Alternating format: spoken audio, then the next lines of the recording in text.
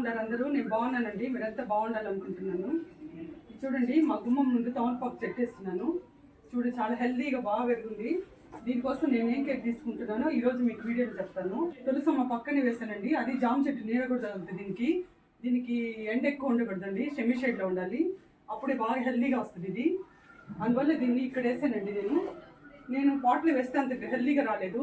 ఇప్పుడు కింద నేల మీద వేసానండి, అందువల్ల హెల్తీగా వచ్చింది. సెకండ్ ఫ్లోర్ దాకా వెళ్ళిందండి. దీనికోసం నేను కొన్ని టిప్స్ చెప్తాను మీకు. అందువల్ల ఈ వీడియోని ఫుల్గా స్కిప్ చేయకుండా చూడండి. దీనికోసం కొత్త వాళ్ళు అయితే నా ఛానల్ని సబ్స్క్రైబ్ చేసుకుని లైక్ చేసి షేర్ చేయండి. నేను ఈ ప్లాంట్ని 3 ఏళ్ల ముందు చిన్న స్టెమ్ తీసుకొచ్చి పెట్టానండి. ఇప్పుడు చూడు ఎంత హైట్ వచ్చేసిందో. మనకి తాంబూలం అనగానే ముందు గుర్తుకొచ్చేది తమలపాకులు అండి. దీంట్లో చాలా చాలా ఔషధ గుణాలు ఉన్నాయి. ఆ రోజుల్లో భోజనం చేయగానే ప్రతినిత్యం తాంబూలం వేసుకునేవాళ్ళు. సో అలాగే ఇప్పుడు కూడా మనం కంటిన్యూస్గా అలవాటు ప్రకారమే ప్రతి ఫంక్షన్కి వెళ్ళినప్పుడు ఇంటి భోజనం తర్వాత తాంబూలం తీసుకుంటూనే ఉన్నాము. దీనివల్ల మనం తీసుకున్న ఫుడ్ బాగా డైజెషన్ అయ్యి జీర్ణ వ్యవస్థ బాగుంటుంది. అంతేకాకుండా దీంట్లో ఉండే సి విటమిన్, కాల్షియం, లవణాలు కూడా మన బాడీకి బాగా అందుతాయి. అందువల్ల రెగ్యులర్గా తీసుకునేవాళ్ళు. ఇప్పుడు ఈ ప్లాంట్కి నేను నేల మీద వేస్తున్నానండి. ప్లేస్ లేని వాళ్ళైతే పెద్ద సైజు పాట్ కానీ గ్రో బ్యాగ్ కానీ సెలెక్ట్ చేసి వేసుకుంటే బాగా గ్రోత్ వస్తుంది. చూడండి, తమలపాకు చెట్టు ఎంత హైట్గా పోయిందో చూడండి. పై దాకా పోయింది. ఇంత హెల్దీగా బాగా హైట్గా రావాలంటే ఆకులు కూడా చూడండి ఎంత పెద్ద హెల్దీగా ఉన్నాయి. ఇలా రావాలంటే నేను అప్పుడప్పుడు దీనికి ఏమి ఇస్తానో చెప్తాను. చూడండి, అన్నం ఇది సజ్జన్నం అండి. దీంట్లో పెరుగు వేసి పెట్టాను. ఇది మిగిలిన అన్నంలో పుల్లటి మజ్జిగ వేసి 2 days పర్మనెంట్ చేసి పెట్టాలి. ఇప్పుడు దీన్ని నేను డైరెక్ట్గా ఇస్తున్నానండి. సో మనలో చాలామందికి తెలుసు కదండి, ఈ సజ్జన్నంలో చాలా వాల్యూస్ ఉన్నాయని. కాబట్టి దీన్ని తీసుకోవడం వల్ల మన పేగులకి గట్ బ్యాక్టీరియా అంది, పొట్ట బాగా చల్లగా ఉంటుందండి. అందుకని సమ్మర్లో కూడా మనం ఎక్కువ దీన్ని తీసుకుంటుంటాము.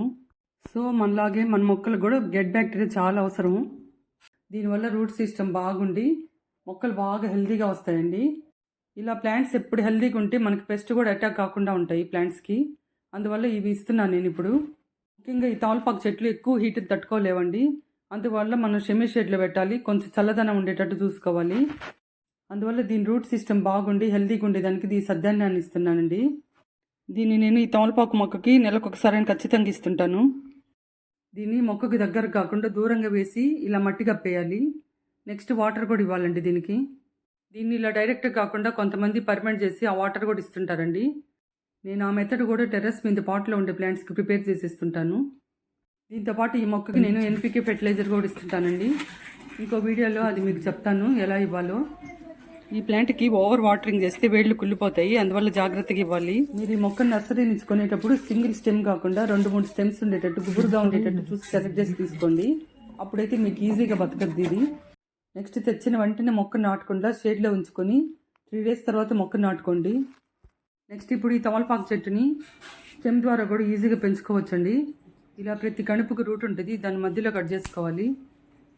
తర్వాత చివరిలో ఉండే ఆకులు కూడా తీసేయాలండి. దీనికోసం ముదురు స్టెమ్స్ అయితే బాగా ఈజీగా పెరుగుతాయి. ఇప్పుడు మీకు చూపించేదానికని ఈ స్టెమ్ నేను తీసుకున్నాను.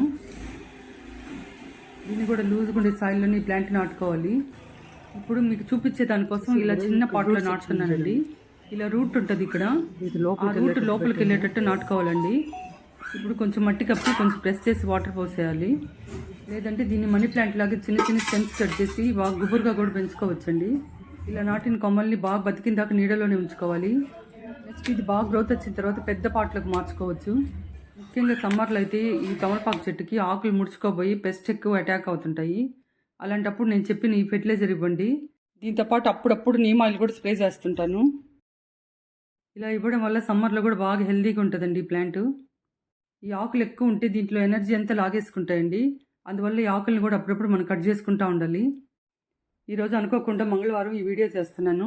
మేము టెంపుల్ కూడా వెళ్ళాలనుకుంటున్నామండి. కాబట్టి ఆంజనేయ స్వామికి తమలపాకులు మాలేసిన, తమలపాకులతో అర్చన చేసిన చాలా ఇష్టమని ఈ ఆకులు నేను కట్ చేసి పూజకి తీసుకెళ్తున్నాను. ఈ తమలపాకుతో కొన్ని రెసిపీలు చేయొచ్చు, కషాయం కూడా తాగొచ్చండి. దీని కషాయం తీసుకోవడం వల్ల మన గొంతులో ఉండే కఫాన్ని తగ్గిస్తుంది. చాలా బాగా రిలీఫ్ ఉంటుందండి తీసుకుంటే. అప్పట్లో చిన్నపిల్లలకి తమలపాకు మీద ఆముదం రాసి వెచ్చ చేసిన తర్వాత పొట్ట మీద వేసేవారు. దీనివల్ల వాళ్ళకి ఏమైనా కడుపులో కుట్టే ఉన్నా ఉంటే తగ్గద్దు అంటారు. ఇప్పుడు ఈ ఆకులు చూడండి ఎంత పెద్ద ఆకులు ఉన్నాయో. ఇదంతా నేను ఇచ్చే ఫెర్టిలైజర్ వల్ల ఇంత హెల్తీగా ఉంది తమలపాకు చెట్టు. మీరు కూడా మీ తమలపాకు చెట్టుకి ఇంక మీదటి ఇలాంటి ఫెర్టిలైజర్ ఇస్తూ ఉండండి. ఇది చాలా ఖర్చు తక్కువతో చాలా సింపుల్గా అయిపోద్ది. దీనివల్ల బాగా రిజల్ట్ కూడా కనిపిస్తుందండి. ఇప్పుడు ఇలా కట్ చేసిన ఆకుని నేను అర్చనకి టెంపుల్కి తీసుకెళ్తున్నాను. ఈ టెంపుల్ మా నెల్లూరులోని గొలగముడి అనే గ్రామంలో ఉంది. ఇక్కడ అవధూత అయిన వెంకట స్వామితో పాటు ఆంజనేయ స్వామి కూడా ఉన్నారండి. ఇది చాలా ఫేమస్ టెంపుల్.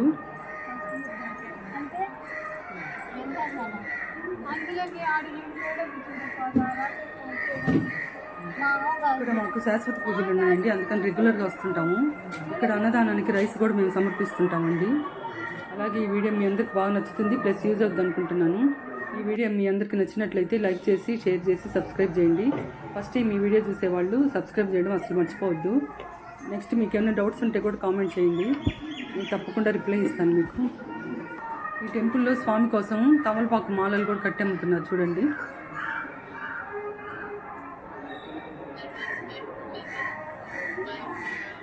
₹150 అంటమా? ఒక్క నిమిషం మాట్లాడు. నేను ఇంట్లో నుంచి తీసుకెళ్ళిన తమలపాకులతోనే స్వామికి అర్చన చేసి ప్రసాదం కూడా స్వీకరించామండి.